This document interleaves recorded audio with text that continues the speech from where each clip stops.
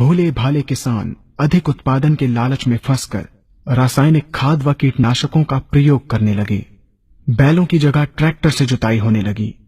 शुरुआत में कम रासायनिक खादों के प्रयोग से अधिक उत्पादन हुआ। धीरे धीरे रासायनिक खादों के प्रयोग के कारण भूमि की उर्वरा शक्ति क्षीण होने लगी, जिसकी वजह से उत्पादन घटने लगा तथा फसलें कमजोर होने लगी। फसलों के कमजोर होने के कारण उनमें रोग व कीट लगने लगे। रोग व कीटों से फसल की सुरक्षा के लिए और अधिक कीटनाशकों का प्रयोग होने लगा।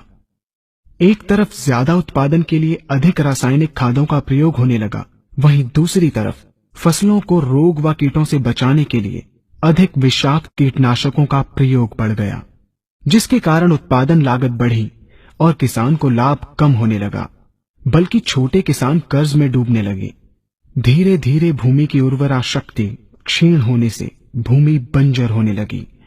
रासायनिक खाद व कीटनाशकों के कारण खाद्यान्न भी विषाक्त हो गए तथा जलवायु भी प्रदूषित हो गई, जिसके कारण मानव पशु पक्षियों के स्वास्थ्य पर प्रतिकूल प्रभाव पड़ा, जिसका परिणाम आपके सामने है। मानव स्वास्थ्य पर रासायनिक खादों के पड़ने वाले प्रभाव को आप ऐसे समझें। जब किसान फसल में रासायनिक खाद डालता है तो रासायनिक खाद में उपस्थित विषाक्त रसायन जल में घुलकर सबसे पहले जल को प्रदूषित कर भूमि के अंदर उपस्थित केचुए व सूक्ष्म जीवाणुओं को मार देता है। ये बात सभी किसान अच्छी तरह से जानते हैं कि केचुए व अन्य सूक्ष्म जीवाणु भूमि की उर्वरा शक्ति को बढ़ाने के लिए अति आवश्यक होते हैं। विषाक्त रसायन के कारण इनकी मृत्यु हो जाने से भूमि की उर्वरा शक्ति नष्ट हो जाती है तथा भूमि कठोर होकर बंजर होने लगती है। रासायनिक खादों के विषाक्त रसायन पानी के माध्यम से अन्य खनिजों के साथ फसल के अंदर पहुंचकर फसलों को विषाक्त बना देते हैं। बाद में जब खाद्यान्न के रूप में मनुष्य या अन्य पशु इन्हें खाते हैं तो ये विषाक्त रसायन मानव स्वास्थ्य पर बहुत ही बुरा प्रभाव डालते हैं तथा मनुष्य के अंदर तरह तरह के रोग उत्पन्न करते हैं। जब हम जैविक खाद का प्रयोग भूमि पर करते हैं तो जैविक खाद पानी में मिलकर पानी को प्रदूषित नहीं करती।